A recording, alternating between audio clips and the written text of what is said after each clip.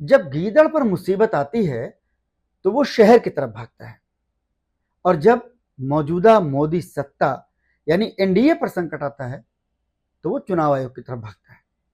ये बात सच हो सकती है, लेकिन फिलहाल ये बात कांग्रेस ने कही है। ऐसे में सच और झूठ का फैसला आपको खुद करना है। नमस्कार, मैं हूं विजय। आप देख रहे हैं एक्सक्लूसिव खबर। आज के दौर में जो सच है वही एक्सक्लूसिव है, और आज का सच बिहार में चुनाव आयोग के एक प्रयोग से जुड़ा हुआ है। चुनाव आयोग है तो जाहिर है प्रयोग चुनाव को लेकर ही है, लेकिन पूरा इंडिया गठबंधन, जिसे बिहार में महागठबंधन कहा जाता है, चुनाव आयोग के उस प्रयोग को लेकर के प्रधानमंत्री नरेंद्र मोदी और मुख्यमंत्री नीतीश कुमार के खिलाफ खड़ा हो गया है। सिर्फ बिहार ही नहीं, पूरे देश में विपक्ष मोदी सत्ता पर हमलावर है। चुनाव आयोग का बिहार वाला ये प्रयोग जो आशंकाएं खड़ी कर रहा है, वो वाकई लोकतंत्र के लिए बहुत खतरनाक साबित हो सकता है, और इसके परिणाम बहुत दूर तक जा सकते हैं और बहुत भयावह हो सकते हैं। इसीलिए कांग्रेस के सबसे मुखर प्रवक्ता पवन खेड़ा भी उड़ करके पटना पहुंच गए, और राष्ट्रीय जनता दल, कांग्रेस, लेफ्ट पार्टीज ने मिलकर के एक बड़ी प्रेस कॉन्फ्रेंस की और चुनाव आयोग के नए फरमान को लोकतंत्र के लिए बड़ा खतरा बताया। उनका कहना है कि अगर चुनाव आयोग को अपनी ही बनाई वोटर लिस्ट पर भरोसा नहीं है तो पहले 2024 के बिहार में जो लोकसभा चुनाव हुए थे उनको रद्द करें। एक एक करके हम इस पूरे सिलसिले को आपके सामने रखेंगे, क्योंकि बिहार में ये प्रधानमंत्री नरेंद्र मोदी का बहुत बड़ा खेल साबित हो सकता है, जिसे राजनीति में आजकल खेला कहा जाता है। बिहार में खेला होने वाला है। ये बात तो लंबे अरसे से दर्जनों बार आप हम सब सुनते आ रहे हैं, लेकिन इस खेला का इशारा हमेशा मुख्यमंत्री नीतीश कुमार के पलटी मारने को लेकर के ही अक्सर किया जाता है। वो फिलहाल अभी तक तो नहीं हुआ और शायद हो भी नहीं, लेकिन बिहार में असल खेला मोदी जी ने शुरू कर दिया है, बाकायदा डंके की चोट पर गजट के साथ। चुनाव आयोग के इस खेल के पीछे असल खिलाड़ी प्रधानमंत्री नरेंद्र मोदी को ही क्यों माना जा रहा है, यह भी हम आपको बताएंगे। हालांकि प्रधानमंत्री खुद को इससे अलग बता सकते हैं। इस खेला को संविधान का जामा भी पहनाया गया है ताकि सवाल ना उठाए जा सकें। लेकिन विपक्ष भी राजनीति में उतना ही पुराना है जितने मोदी जी, इसलिए वो पूरा खेल भी समझ रहा है और असल खिलाड़ी को भी पहचान रहा है। क्योंकि ऐसे ही खेल का आरोप पूरा विपक्षी इंडिया गठबंधन जो है वो महाराष्ट्र में लगा चुका है, और ममता बनर्जी तो अपने राज्य से बाकायदा सबूत पेश कर चुकी हैं। महाराष्ट्र में चुनाव प्रक्रिया का विवाद तो इन दिनों भी चरम पर है ही, आप जानते हैं। चुनाव आयोग और राहुल गांधी सहित पूरी कांग्रेस में जो चिट्ठी पत्री चल रही है, जो लेटरबाजी चल रही है, वो भी सब आप जानते होंगे। अब बिहार से शुरू हुए इस नए खेल को भी समझ लीजिए, जो आगे जाकर पश्चिम बंगाल, असम, केरल, पुदुचेरी और तमिलनाडु तक जाएगा। बिहार को आप चुनाव आयोग का टेस्ट केस समझिए। बिहार में चुनाव की अधिसूचना जारी होने में 60 से 70 दिन बचे हैं, और इतने कम वक्त के बावजूद चुनाव आयोग ने बिहार में वोटर लिस्ट का जो है स्पेशल इंटेंसिव रिवीजन ये शुरू करने का फरमान सुनाया है, और इसका नोटिफिकेशन भी 24 जून को जारी कर दिया गया। करीब 2 पेज का ये नोटिफिकेशन है, और उसके साथ 2 पेज अटैच भी हैं। वो जो अटैचमेंट है उसमें वोटर लिस्ट की जो ये सघन पड़ताल हो रही है उसकी वजह को बताया गया है, उसको करने का तरीका और कैसे कराया जाएगा, उसके लिए चुनाव आयोग के संविधान से क्या अधिकार मिले हैं, उन सब का जिक्र इन 2 पेज के अटैचमेंट में है। अब वोटर लिस्ट की सघन पड़ताल से वोटर लिस्ट ही कैसे खतरे में आ जाएगी, बिहार को लेकर के दिल्ली की सत्ता का इसमें क्या खेल छुपा हो सकता है, जिसका आरोप विपक्ष लगा रहा है। असल में ये वाकई बहुत इंटेंसिव यानी गहरी चाल हो सकती है, जिसे हम आपको समझाएंगे, और आप भी गौर से समझिएगा जरूर, क्योंकि जो कुछ भी किया जा रहा है वो जनता के हक के नाम पर, आपके हक के नाम पर, संविधान के नाम पर, लोकतंत्र के नाम पर किया जा रहा है, चुनाव प्रक्रिया की शुचिता और संकल्प के नाम पर किया जा रहा है। जबकि नरेंद्र मोदी की सत्ता और राजीव कुमार के मुख्य चुनाव आयुक्त बनने के बाद से देश में चुनाव और लोकतंत्र की शुचिता पर इतने सवाल खड़े हो चुके हैं कि राजीव कुमार के जाने और नए मुख्य चुनाव आयुक्त ज्ञानेश कुमार के आने के बाद भी एक भी संदेह मिट नहीं पा रहा है। यहां तक कि पिछले साल CSDS लोकनीति का एक सर्वे हुआ था, उस सर्वे में सिर्फ 28% लोगों ने ही चुनाव आयोग पर बहुत अधिक भरोसा जताया था। बाकी बचते हैं 72, यानी उन 72% को किसी ना किसी रूप में चुनाव आयोग पर संदेह रहता है। तकरीबन आधे वोटर्स को वोटिंग मशीन पर भी पूरा भरोसा नहीं है। वैसे मशीन पर तो प्रधानमंत्री मोदी जी के परम मित्र ट्रंप जो हैं उनके सबसे करीबी दोस्त रहे, और दुनिया के सबसे रईस कारोबारी एलन मस्क को भी भरोसा नहीं उस मशीन पर। खैर, ये राजीव कुमार के दौर का सर्वे है जिसका हमने जिक्र किया। महाराष्ट्र में वोटर लिस्ट में गड़बड़ी का आरोप राहुल गांधी एक नहीं कई बार सार्वजनिक रूप से लगा चुके हैं। चुनाव आयोग से वोटर लिस्ट का डाटा भी 6 महीने से पूरा विपक्षी गठबंधन जो इंडिया गठबंधन है वो मांग रहा है, लेकिन दुनिया भर की दलीलों के बावजूद वो डाटा अभी तक नहीं दिया गया है, जबकि आयोग ने उसी डाटा से चुनाव नतीजे घोषित किए हैं। जबकि ये नया इंडिया है, मोदी जी का नया डिजिटल इंडिया, लेकिन वोटर लिस्ट का डाटा चुनाव आयोग नहीं दे पा रहा है। बताइए, इससे ज्ञानेश कुमार वाले चुनाव आयोग पर भी वही संदेह खड़े हो रहे हैं जो राजीव कुमार के दौर में खड़े थे। बल्कि चुनाव आयोग का जो नया नोटिफिकेशन है उसने संदेह को और बढ़ा दिया है। आप खुद समझ सकते हैं कि बिहार के दूर दराज गांवों में रहने वाला लगभग 20 से 38 साल का हर वोटर क्या अपने या अपने माता पिता का जन्म प्रमाण पत्र दिखा सकता है? जहां गांवों में, छोटे शहरों में और जो छोटे और मझोले दर्जे के शहर हैं, वहां बच्चे अक्सर दाई पैदा करवाती है या फिर किसी छोटे मोटे हेल्थ सेंटर या नर्सिंग होम में पैदा होते हैं। उनका रिकॉर्ड मिलना असंभव तो नहीं है, लेकिन बहुत मुश्किल तो जरूर है।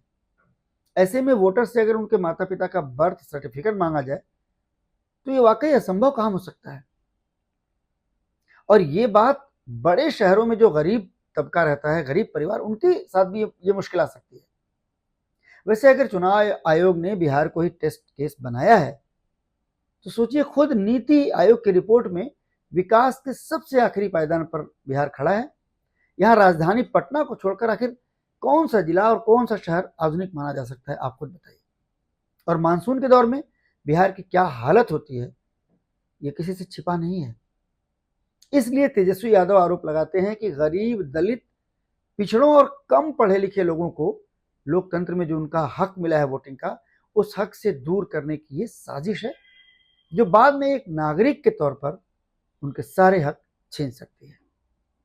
संविधान और लोकतंत्र विरोधी भाजपा और उसकी सहयोगी दल जनता दल यूनाइटेड गरीबों और वंचित वर्गों के मतदान के अधिकार को छीनना चाह रहे हैं। पहले उनका मतदाता सूची से नाम काटेंगे, पहचान पत्र नहीं होगा, फिर गरीबों का राशन बंद करेंगे, पेंशन बंद करेंगे, अनुसूचित जाति, जनजाति और पिछड़े वर्गों की छात्रवृत्ति बंद करने का इनका पूरा एजेंडा है। इन्होंने जो डॉक्यूमेंट्स मांगे हैं, आधार कार्ड को नहीं मानते हैं, मनरेगा कार्ड को नहीं मानते हैं। जो खतरे विपक्ष बता रहा है उन्हें किनारे कर दिया जाए और चुनाव आयोग ये जो वोटर लिस्ट की गहरी छानबीन की बात कर रहा है उसे सचमुच आयोग की साफ सच्ची नियत मान लिया जाए तो भी वोटर लिस्ट में किसी भी तरह की गड़बड़ी का जिम्मेदार चुनाव आयोग को ही माना जाएगा, क्योंकि लिस्ट तो वही तैयार करता है। और अगर वो बहाना घुसपैठियों के वोट का बनाएंगे तो किसी भी तरह की घुसपैठ के असल कसूरवार कौन है? वो तो प्रधानमंत्री नरेंद्र मोदी और केंद्रीय गृह मंत्री अमित शाह ही नजर आएंगे। क्योंकि भाई बॉर्डर की सिक्योरिटी का जिम्मा तो केंद्र सरकार का ही होता है ना, तो घुसपैठ अगर आप कह रहे हैं तो आपकी जिम्मेदारी है। अब जरा याद कीजिए, नरेंद्र मोदी और अमित शाह ने ऐसा ही प्रोपेगेंडा झारखंड विधानसभा चुनाव में भी चलाया था। अमित शाह के सबसे खास असम के मुख्यमंत्री हिमंता बिश्व शर्मा ने तो झारखंड में डेरा ही डाल दिया था, लेकिन झारखंड मुक्ति मोर्चा के मुखिया और मुख्यमंत्री हेमंत सोरेन और राहुल गांधी समेत पूरी कांग्रेस ने मोदी और शाह के उस नैरेटिव की हवा निकाल दी और हेमंत सोरेन ने कांग्रेस के साथ मिलकर के झारखंड में लगातार दूसरी बार सत्ता में आकर के इतिहास भी रच दिया। ऐसा हो सकता है कि झारखंड के उसी झटके से अलर्ट होकर के मोदी जी और अमित शाह जी ने इस बार चुनाव आयोग के सहारे ये नया दांव चला हो, क्योंकि बिहार में इस बार मोदी और शाह दोनों ही बीजेपी का मुख्यमंत्री बनाने के लिए कसम खाए हुए हैं। बिहार के साथ ही बंगाल, केरल और तमिलनाडु में भी, जहां वोटर लिस्ट का स्पेशल इंटेंसिव रिवीजन चुनाव आयोग कराने जा रहा है, इनमें से किसी भी राज्य में आज तक बीजेपी की सरकार नहीं बन पाई है। इसीलिए विपक्ष इसे नरेंद्र मोदी और अमित शाह के एक बड़े खेल के तौर पर देख रहा है। इसकी वजह है वोटर नोटिफिकेशन के लिए मांगे जाने वाले कागजात। जो हमारी आपत्ति है वो पहली ये है कि जुलाई 1, 1987 और दिसंबर 2, 2004 के बीच में भारत में जो पैदा हुए हैं, उन्हें अपने माता या पिता का बर्थ सर्टिफिकेट कहां पैदा हुए, कब पैदा हुए, ये क्यों देना पड़ेगा? अब तक तो नहीं था। नंबर 2, दिसंबर 2, 2004 के बाद जन्मे हुए लोग, ये आजादी के बाद पैदा हुई दूसरी पीढ़ी पे आ रहे हैं। पहली पीढ़ी को भी प्रमाण देना पड़ेगा, दूसरी पीढ़ी को भी, आजाद भारत में पैदा होने वाली दूसरी पीढ़ी से ये प्रमाण मांगा जा रहा है। जो 2 दिसंबर 2004 के बाद जन्मे हुए लोग हैं, उन्हें माता पिता दोनों के जन्म का प्रमाण पत्र देना, कहां पैदा हुए, कब पैदा, दस्तावेज देने। तीसरा, दिसंबर 2, 2004 के बाद भारत में जन्मे मतदाताओं को जन्म तिथि, जन्म स्थान स्थापित करने के लिए स्वयं का प्रमाण, सेल्फ अटेस्टेड प्रमाण देना। और ये सब, जैसा कि तेजस्वी जी ने कहा कि सब 2 महीने में। अब 2 महीने में ये सब कैसे मुहैया होगा? कौन कागज इकट्ठे करेगा? 25 दिन ही, अब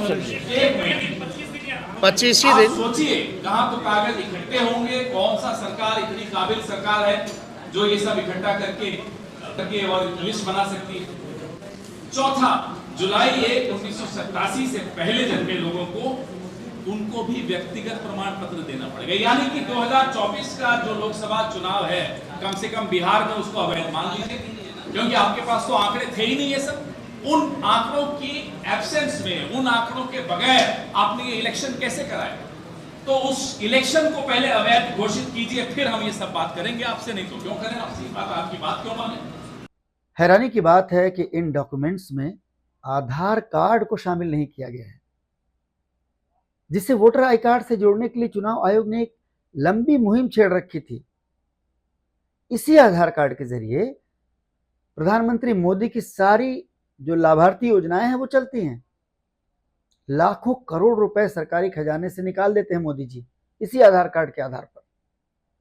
बिहार में वो मनरेगा जॉब कार्ड भी नहीं चलेगा, जिसके आश्रय बिल्कुल अंतिम पायदान पर खड़े व्यक्ति के लिए रोजगार की गारंटी का हक मिलता है, भले चंद रोज के लिए सही। इसीलिए चुनाव आयोग की मंशा पर तेजस्वी यादव बेहद गंभीर सवाल उठा रहे हैं, वो भी भारत सरकार के आंकड़ों का हवाला देकर। अब आइए, जन्म प्रमाण पत्र, एक इंटरेस्टिंग डेटा हम देते हैं। ये भारत सरकार का NFH 3 का सर्वे है के अनुसार 2001 से 25 में जन्मे बच्चों में केवल 2.8% के पास जन्म प्रमाण पत्र था। ये अभी का है, उनसे पहले हमारे माता पिता का तो छोड़ दीजिए कितना परसेंट होगा कि नहीं होगा।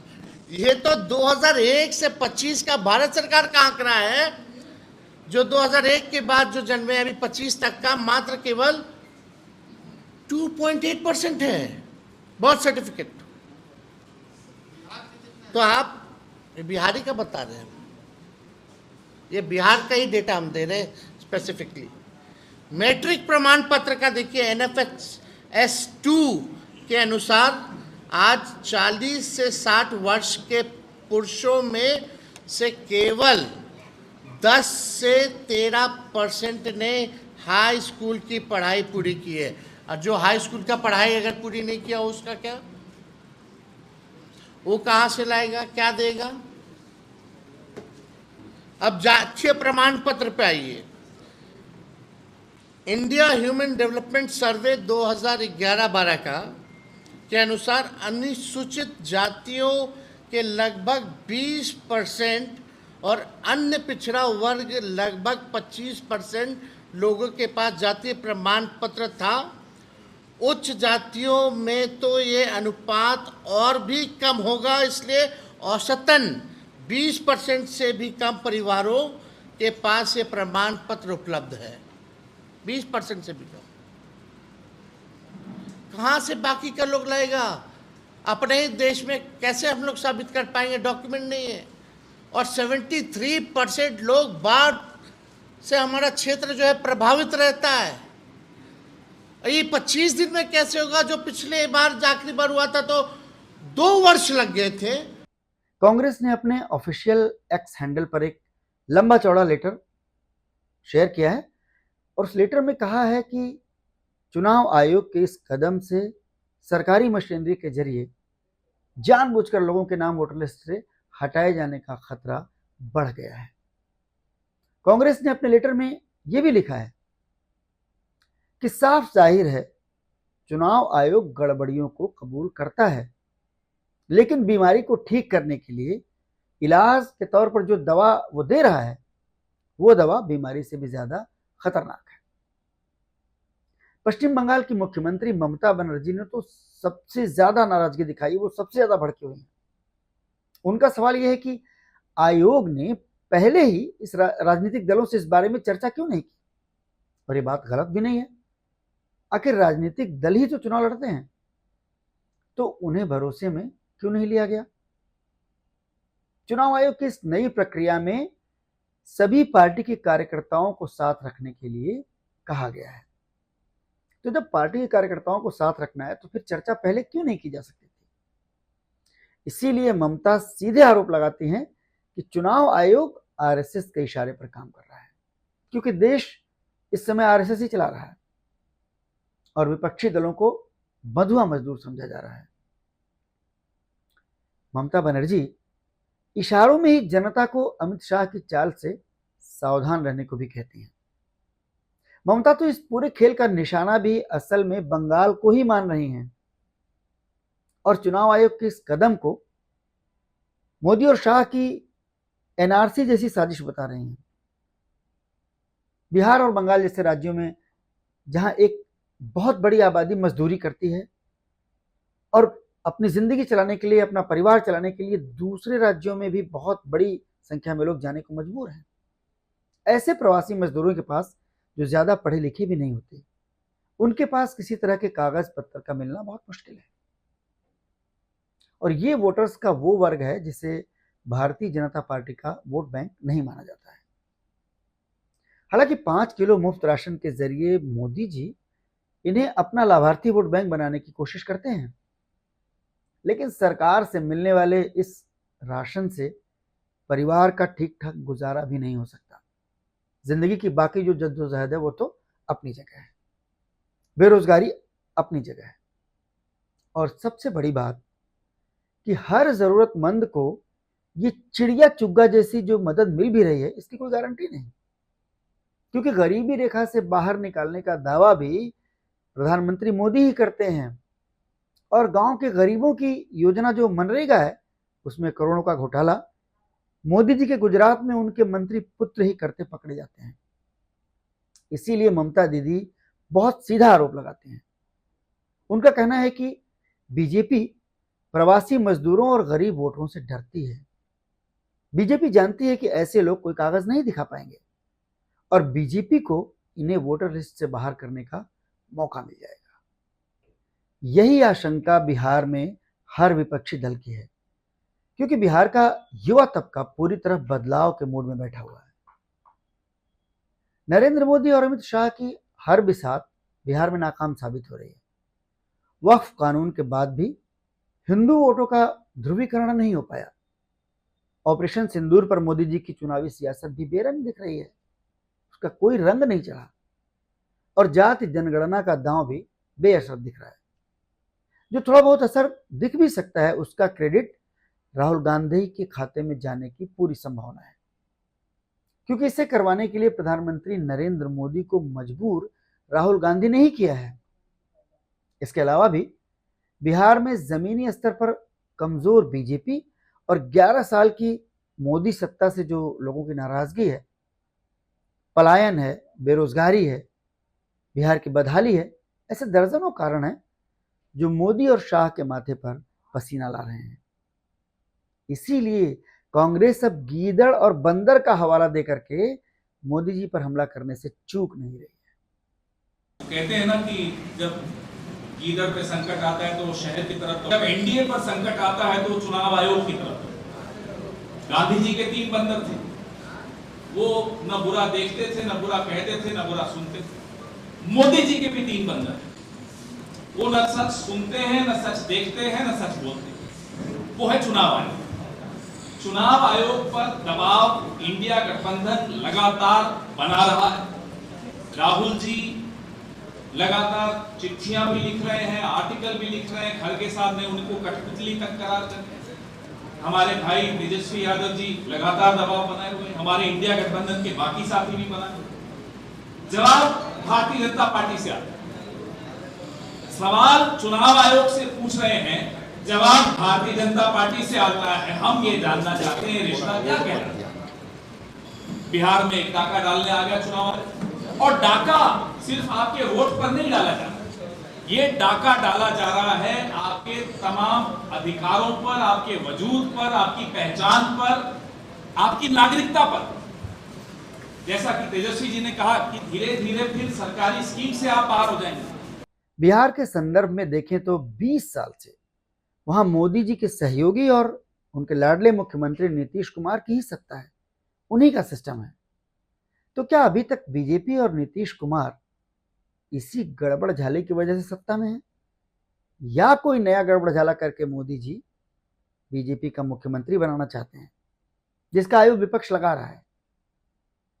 विपक्ष अब तक मोदी सत्ता पर जो काम चोरी छिपे करने का आरोप लगाता था, उस काम को बिहार और दूसरे राज्यों में अब डंके की चोट पर कानूनी जामा पहना करके किया जा रहा है। चुनाव आयोग के इस एक तरफा फैसले पर विपक्ष का बुनियादी सवाल यही है कि पहले सभी राजनीतिक दलों से चर्चा क्यों नहीं की गई। लोकतंत्र में इससे बुनियादी बात कोई हो नहीं सकती, इसीलिए पूरा विपक्ष इसे लोकतंत्र के लिए खतरा बता रहा है। खुलकर विपक्ष इसके विरोध में खड़ा हो गया है। ये सब वोटर के नाम पर, वोटर के लिए हो रहा है, यानी आपके लिए हो रहा है, हमारे लिए हो रहा है। तो जरा इस लोकतंत्र और चुनाव आयोग को आप भी थोड़ा सा परख लीजिए। जब परतें हटेंगी तो भीतर से मुख्य चुनाव आयुक्त और चुनाव आयोग ही निकलेंगे, लोकतंत्र ही निकलेगा, या मोदी और शाह की सत्ता और आरएसएस निकलेंगे, जैसा कि विपक्ष आरोप लगा रहा है। तो एक बार परखिए जरूर। साथ ही साथ इस चैनल को और हमारे काम करने के तरीके को भी परखते रहिए, बताते रहिए और सुझाते रहिए। बहुत बहुत धन्यवाद।